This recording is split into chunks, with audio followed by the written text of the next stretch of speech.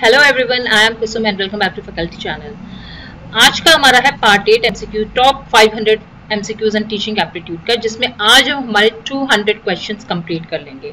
Another 25 question I brought today and one more thing, कल के I know थोड़े questions bit tricky थे, थोड़े डिफिकल्ट थे, बट आज के थोड़े इजी हैं as compared to yesterday. So let's start with these questions and please आप लोगों को कोई डाउट होता है तो प्लीज आप कमेंट सेक्शन में जरूर बताया करिए, because otherwise I will not be able to know whether you are facing any doubt और नॉट। सो कमेंट सेक्शन में आप बता दिया कीजिए, एंड जो नहीं लाइव देख पाते हैं वो बाद में भी देख सकते हैं, और any doubts you can tell me. So starting with question number 1, let me take the pen.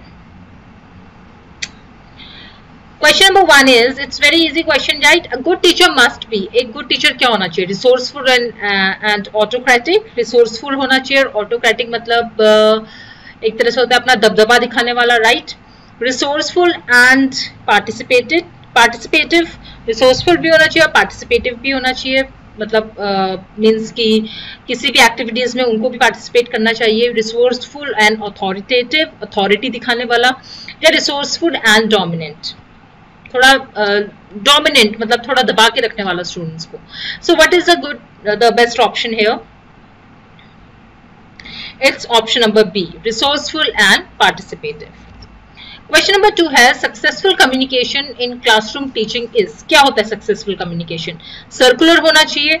Circular में you understand what is circular? Circular communication हो चाहिए, मतलब एक से दूसरा, दूसरे से तीसरा, ऐसे करके सर्कुलर, फिर पहले वाले पे ही पहुंच गया communication as a proper feedback और व्हाटएवर। देन रेसिप्रोकल होना चाहिए, मतलब जैसे इंटरपर्सनल कम्युनिकेशन होता है, रेसिप्रोकल होता है ग्रुप कम्युनिकेशन, मैं आपसे कुछ बोल रही हूँ, आप मुझे उसका रिप्लाई कर रहे हो, ये। डायरेक्शनल होना चाहिए, मतलब आप सीधे डायरेक्शंस दे रहे हो और the students are doing their work. या इन्फ्लुएंशियल होना चाहिए, दैट मीन्स आपसे वो इन्फ्लुएंस हो कि वर्क करना है ऐसे। So successful communication in classroom teaching होता क्या है? Here option number B is correct, reciprocal। हमेशा याद रखिए, कम्युनिकेशन इज रेसिप्रोकल। अब सक्सेसफुल कम्युनिकेशन उसे बोला जाता है जब आप कोई चीज कम्युनिकेट करना चाह रहे हैं और वो आपको फीडबैक दे या रिप्लाई करे। If it is not such thing, कोई रिप्लाई नहीं आया आपके पास उसकी तरफ से, that means the communication has not established. So this is very important here. Question number 3 है, which of the following types of evaluation assess the learning progress to provide continuous feedback to both teachers and students during instruction? कौन सा ऐसा type of evaluation है जिसमें continuous feedback मिलता रहता है teacher और स्टूडेंट दोनों को जब वो इंस्ट्रक्शंस चल रहे हैं, मतलब लर्निंग प्रोसेस के टाइम पर ही? प्लेसमेंट इवैल्यूएशन हो गया, जब प्लेसमेंट कर रहे हैं तो सिलेक्शन किया जाता है वो वाला, या फॉर्मेटिव इवैल्यूएशन, डायग्नोस्टिक इवैल्यूएशन, या समेटिव इवैल्यूएशन। सी मैंने लास्ट वाले जो वीडियो थे उसमें मैंने आपको बहुत अच्छे से बताया था डायग्नोस्टिक क्या होता है, समेटिव क्या होता है, फॉर्मेटिव क्या होता है। जिसने वो वाला वीडियो नहीं देखा है प्लीज उसको वीडियो को जरूर देखिए, बिकॉज उसमें एक क्वेश्चन है जिसमें 4 टाइप्स ऑफ इवैल्यूएशन जो मैंने आपको बहुत अच्छे से बताए हैं और उसमें बेस्ड एक क्वेश्चन भी है। So please do watch that video also. यहाँ पर हमारा आंसर हो जाएगा फॉर्मेटिव। फॉर्मेटिव वो है बिकॉज ये कॉन्टिन्यूस होता है और एट वंस हमको फीडबैक मिलता है। जब इंस्ट्रक्शंस लर्निंग प्रोग्रेस के बारे में हम एक तो वो चीज बहुत कंटिन्यूस होती है, क्लासरूम में हम इवैल्यूएशन कर सकते हैं by asking them questions, getting the feedback from the students. So formative evaluation is one of the such kind of assessments. Question number 4 is, which of the following is the scaled down teaching situation? Scaled down, आप सब ऐसे हैं जिन्होंने BEd किया हुआ है। Now scale down teaching situation किस से रिलेटेड है इन सब में? Okay, I have started getting answer. The answer is here micro teaching. कोई और देखना नहीं है, scale down here simply means micro teaching. Okay, question number 5 is class stands for. Now this is not the class की class में जो बैठे, इसका फुल फॉर्म आपको बताना है क्लास का।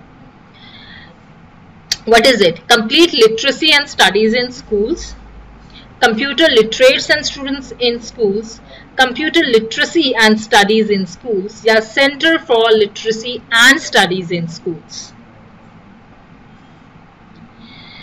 It's a bit factual question. I'll let you know the answer of this. It is option number C, that is computer literacy and studies in schools. This is the full form of class. Question number 6, the black board can be utilise best by teacher for. Black board को किस तरह से हम का best utilisation किया जा सकता है। Putting the matter of teaching in black and white, आपने बस जो पढ़ाना है उसको आप ब्लैक बोर्ड में लिख दो। Making the students attentive, students को अटेंटिव बनाने के लिए। Writing the important and notable points, important और जो नोट किए जाने चाहिए पॉइंट्स उनको वहां लिखोगे। या highlighting the teacher himself, teacher खुद को हाईलाइट करने के लिए, खुद वो पॉइंट्स को हाईलाइट करने के लिए वो ये चीज ब्लैक बोर्ड का यूज करें। सो what is the most appropriate answer over here? The correct answer is option number C, writing the important and notable points. ऐसा नहीं है ब्लैक बोर्ड में खिचड़ी बना दो। See, the blackboard should be very precise. उसमें जो भी लिखा है very precise, very notable and important points लिखने चाहिए। ये यूज होता है आपका ब्लैक बोर्ड का। Coming to question number 7, the primary school stage, in the primary school stage most of the teachers should be women because क्यों ऐसे बोला जाता है कि प्राइमरी जो क्लासेस होती है उसमें वुमेन को ज्यादा प्रेफरेंस दी जाती है एज अ टीचर, क्योंकि वो मेन से ज्यादा अच्छा पढ़ा सकते हैं, या उनको बेसिक कंटेंट पता होता है बेटर देन मैन, या फिर वो लो सैलरीज में मिल जाते हैं, women are available in low salaries, और they can deal with children with love and affection, वो चिल्ड्रन स्टूडेंट्स के साथ लव और अफेक्शन के साथ अच्छे से डील कर सकते हैं। Very obvious answer it is option number D, they can deal with children with love and affection.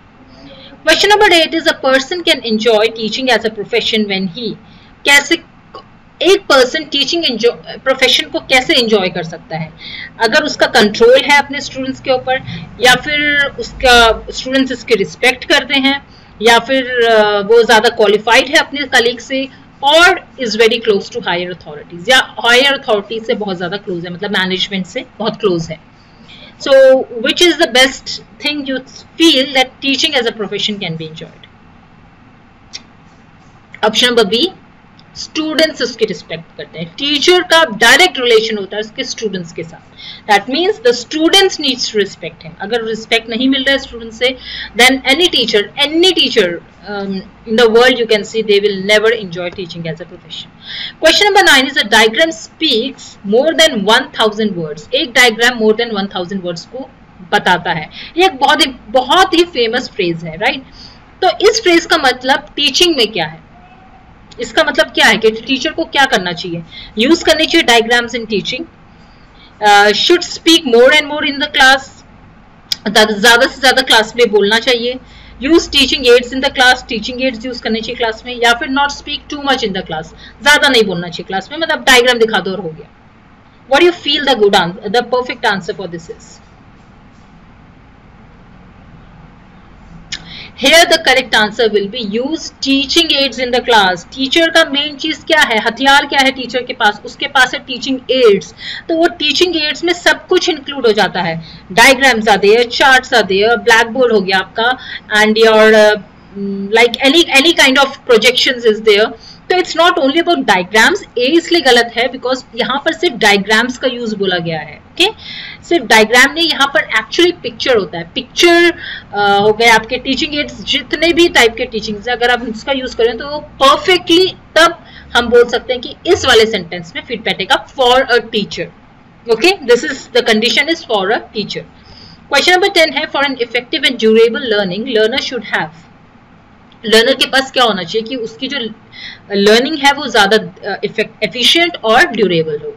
एक तो एबिलिटी होनी चाहिए उसके अंदर पढ़ने की, या फिर उसका जो मोटिवेशन लेवल है इतना होना चाहिए उसके पास, या अपॉर्चुनिटी मिलनी चाहिए उसको लर्न करने की, या desired level of ability and motivation, उसके पास वो जो डिजायर्ड लेवल है जितना होना चाहिए उतनी एबिलिटी भी हो और साथ में मोटिवेशन भी हो। The correct answer here is option number D, desired level of ability and motivation. Both are important. Motivation है, ability नहीं है, कोई efficient नहीं हो पाएगी learning. सिर्फ motivation है but ability नहीं है, still they will be not complete learning जिसे कहते हैं वो नहीं हो पाएगा. Therefore both are very important. Coming to question number 11, classroom communication must be. Classroom communication कैसा होना चाहिए? Teacher centric, student centric, general centric, या फिर text book centric? Classroom communication, it is very important that the classroom communication should be student centric. आजकल वैसे भी child centric, student centric studies पे ज्यादा जोर दिया जा रहा है, so here B option is correct. Question number 12, the best method of teaching is to, सबसे बेस्ट, सबसे अच्छा मेथड कौन सा है टीचिंग का? इम्पार्ट करना इन्फॉर्मेशन को, जो इन्फॉर्मेशन आपके पास है वो इम्पार्ट करो, मतलब सब पे दो, या स्टूडेंट्स को बोलना टू रीड बुक्स, या सजेस्ट करना गुड रेफरेंस मटेरियल्स, या initiate a discussion and participate in it. ऐसा कोई डिस्कशन इनिशिएट कर दिया और उसमें पार्टिसिपेट करिए, खुद भी पार्टिसिपेट करिए उस डिस्कशन में। So what is the best method of teaching? Option number D, हम ऐसा कुछ डिस्कशन इनिशिएट कर सकते हैं और खुद भी इस पे पार्टिसिपेट करें। Question number 13, interaction inside the classroom should generate. जो इंटरेक्शन होता है क्लासरूम में, तो उससे क्या चीज जनरेट होनी चाहिए? क्लासरूम से के इंटरेक्शन से क्या जनरेट होना चाहिए? अब मैं यहाँ पे बहुत जोर दे रही हूँ आपको इन जनरेट वाला word, okay? Argument, information, ideas, या फिर कंट्रोवर्सी। क्या जनरेट होना चाहिए? इंटरेक्शन जो क्लासरूम के अंदर होता है। The correct answer here is option number C. For A और डी तो पहले ही रॉन्ग हो गए हैं। Now the options were left was B and C. B is not here because information हम लोगों से लेते हैं, वो चीज जनरेट नहीं की जाती। जनरेट होता है आइडियाज, दिमाग में बनते हैं ना ideas, so that is how interaction should be. Question number 14, the type of communication that the teacher has in the classroom is termed as. कौन सा communication है इनमें से जो classroom में होता है? Interpersonal communication, mass communication, group communication, या intrapersonal communication? इंटरपर्सनल हो गया दो लोगों के बीच का कम्युनिकेशन। मास कम्युनिकेशन हो गया जैसे आपके न्यूज़पेपर्स, टीवी, रेडियो, इंटरनेट, या मास कम्युनिकेशन का रोल प्ले करते हैं। इंट्रापर्सनल हो गया आपका खुद से कम्युनिकेशन करना, खुद अपने आप से, अंदर अंदर बातें कर रहे हो आप अपने आप से। The correct answer here is group communication because teacher एक लार्ज ग्रुप ऑफ स्टूडेंट्स से कम्युनिकेट कर रहा है, hence it is the correct answer. Question number 15 is by which of the following methods the true evaluation of the students is possible? कौन से method से सबसे अच्छी इवैल्यूएशन हो सकती है स्टूडेंट्स की? Evaluation at the end of the course, last में बिल्कुल इवैल्यूएशन करना, या फिर twice a year, half yearly final हो गए वो हो गया आपका इवैल्यूएशन, या कॉन्टिन्यूस इवैल्यूएशन, या फिर फॉर्मेटिव इवैल्यूएशन। सबसे इंपॉर्टेंट इवैल्यूएशन क्या है? ट्रू इवैल्यूएशन हम किसे कहेंगे? See here the answer will be your continuous evaluation. अब यहाँ फॉर्मेटिव क्यों नहीं लिया? देखिए वहां पर मैंने फॉर्मेटिव बोला था बिकॉज वहां ऑप्शंस में नहीं दिया हुआ था। Continuous evaluation was not there in the options. अगर ऑप्शंस में कंटिन्यूस और फॉर्मेटिव दोनों है तो यहाँ ट्रू इवैल्यूएशन आपका कंटिन्यूस इवैल्यूएशन हो जाएगा। Okay, Question number 16, some students in a class exhibit great curiosity for learning. It may be because such students are, कुछ students आप क्लास में देखोगे जिनके अंदर बहुत क्यूरियोसिटी है कि उन्हें और पढ़ना है, अच्छा पढ़ना है, तो ऐसे स्टूडेंट्स को आप किस कैटेगरी में डालोगे? They are the gifted ones, gifted students हैं, बहुत रिच फैमिलीज से आ रहे हैं, आर्टिफिशियल बिहेवियर शो कर रहे हैं, वो नेचुरल नहीं आर्टिफिशियली शो कर रहे हैं, या फिर इनडिसिप्लिन क्रिएट करना चाह रहे हैं क्लास में। So here your correct answer will be A, they are the gifted children. जो गिफ्टेड चिल्ड्रन होते हैं उनके अंदर बहुत क्यूरोसिटी होती है, वो नई नई चीजें जानना चाहते हैं, वो एक जगह नहीं रहते हैं। मीन्स कि उनको कोई एक चीज पता चल गई है तो वो उस पर नहीं रहेंगे कि इसको ही हमें यही पता होना चाहिए, सेटिस्फाइड नहीं होते हैं। They want more, they want to learn more and more. तो उनके अंदर बहुत ज्यादा क्यूरोसिटी होती है, which we can see it when they ask the questions. Question number 17, the academic performance of students can be improved if parents are encouraged to. Academic performance improve किया जा सकता है स्टूडेंट्स का अगर पेरेंट्स को encourage करें हम किस चीज के लिए? सुपरवाइज करने के लिए, अपने वार्ड्स, अपने चिल्ड्रन के वर्क को अरेंज करवाए, वो एक्स्ट्रा ट्यूशन, रिमेन अनकंसर्न, कोई कंसर्न ही ना रहे उनका, या फिर इंटरैक्ट विद टीचर्स फ्रीक्वेंटली। देखिए यहाँ तो ऑब्वियस आंसर पता चल रहा है, तो ऑप्शन नंबर बी और डी, तो सी जो है वो बिल्कुल इनकरेक्ट हो गया बिकॉज ये दोनों बिल्कुल ही आपके नेगेटिव ऑप्शंस हैं, कोई इनका मतलब नहीं है, सिर्फ नेगेटिव जा रहे हैं। Here your correct answer is a, कि सुपरवाइज करना चाहिए उनको वर्क के अपने of their words. Question number 18, research has shown that the most frequent symptom of nervous instability amongst teachers is when we see कि क्या बोलेंगे हम, क्या सिम्टम दिखेगा आपके टीचर्स में जब आपको लगेगा कि इनका जो नर्वस सिस्टम है वो थोड़ा इनस्टेबल हो चुका है in teaching. So what is that, frequently वो चीज अगर हो रही है तो अब क्या होगा, क्या है वो चीज. डाइजेस्टिव अपसेट्स, डाइजेशन खराब है. एक्सप्लोसिव बिहेवियर, एकदम से एक्सप्लोड इन द सेंस कि गुस्सा हो जाना, चिढ़ना, लाइक दिस, डांटना, ये चीजें. फटीग, बहुत थक चुके हैं, या फिर वरी, बहुत घबराते हैं, वरी करते हैं. सो what is the correct answer है. देखिए ए तो बिल्कुल भी नहीं है, माना जा रहा है. नर्वस सिस्टम का वरी और फटीग से कोई मतलब नहीं है. फटीग मेंटल होता है, बट नर्वस सिस्टम इंस्टेबल हो जाना is not a point, not a symptom of this. The correct answer is option number B, explosive behaviour. जब नर्वस सिस्टम थोड़ा इनस्टेबल दिखता है तो उसके वो मोस्ट फ्रीक्वेंटली हम देखेंगे वो बार बार बच्चों को डांटना, धमकाना एंड उन पे चिढ़ना. तो ये कुछ सिम्टम्स हमें दिखाई देते हैं. Question number 19, which of the following statements is correct. इनमें से कौन सा स्टेटमेंट करेक्ट है. Syllabus is an annexure to the curriculum. Curriculum is the same in all educational institutions. Curriculum same होता है हर एजुकेशनल इंस्टीट्यूशन में. या करिकुलम इंक्लूड करता है दोनों फॉर्मल और इनफॉर्मल एजुकेशन को. या फिर curriculum does not include methods of evaluation. Methods of evaluation include नहीं होता है करिकुलम में. So what is there. देखिए यहाँ करेक्ट ऑप्शन इज सी, दोनों फॉर्मल इनफॉर्मल एजुकेशन रिलेटेड होते हैं, दोनों इंक्लूड होते हैं आपके करिकुलम में. वो आप देखोगे ओपन स्कूलिंग भी होता है, फॉर्मल स्कूलिंग भी है, डिस्टेंस लर्निंग, ये सब होते हैं. तो करिकुलम उसके अकॉर्डिंग ही बनाया जाता है. Correct answer is C. Question number 20, the university which telecast interaction educational programmes through its own channel is. कौन सा ऐसी यूनिवर्सिटी है जिसके इनमें से जो अपने खुद के इंटरैक्शन एजुकेशनल प्रोग्राम्स चला रही है, अपना खुद का चैनल है. Osmania university, university of Pune, Annamalai university और Indira Gandhi national open university which we fondly call IGNOU.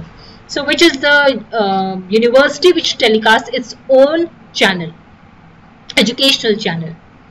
Option number D, IGNOU. IGNOU का अपना ज्ञान दर्शन चलता है, राइट. तो वो वहां से आप देख सकते हैं. It is one of the most famous educational programme channels in India. Question number 21 is, ये थोड़ा code based है but it is very easy. Which of the following skills are needed for present day teacher to adjust effectively with the classroom teaching?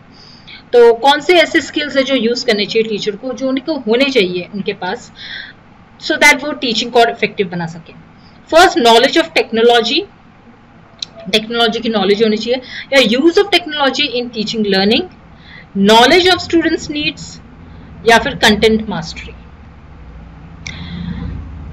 Okay, तो इसमें या तो 2 ठीक है या 3 ठीक है, क्योंकि ऑल 4 आर नॉट करेक्ट. तो आपको बेस्ट 3 ऑप्शंस या 2 ऑप्शंस चूज करने हैं. Best. Now you have to see. Starting with option number 1, हम देखें नॉलेज ऑफ टेक्नोलॉजी ठीक है, होनी चाहिए, बट अगर हम और भी देखें और ऑप्शंस को भी देखें तो ये इतना इंपॉर्टेंट नहीं है जितने बाकी हैं. तो ये हम ऑप्शन नंबर 1 रॉन्ग कर देंगे. यूज ऑफ टेक्नोलॉजी, देखिए अगर नॉलेज है आपको लेकिन आप उसे यूज नहीं कर रहे हो तो नॉलेज का होना तो वेन हो गया ना. But use of technology is very important as compare to knowledge of technology, right. Knowledge है, यूज नहीं कर रहे हो, यूजलेस हो गया वो चीज. लेकिन अगर आप टेक्नोलॉजी को यूज कर रहे हो, so it is very important. Hence the correct knowledge of students need is also there, content mastery is also there. तो आपका करेक्ट आंसर हो जाएगा 2, 3 एंड 4. क्वेश्चन नंबर 22 है आपका, micro teaching is more effective in. Micro teaching कहाँ ज्यादा effective होता है? During the preparation of teaching practice, जब आप टीचिंग प्रैक्टिस की प्रिपरेशन कर रहे हो, या टीचिंग प्रैक्टिस के टाइम पे, या आफ्टर टीचिंग प्रैक्टिस, या फिर always. When do you feel the micro teaching is effective?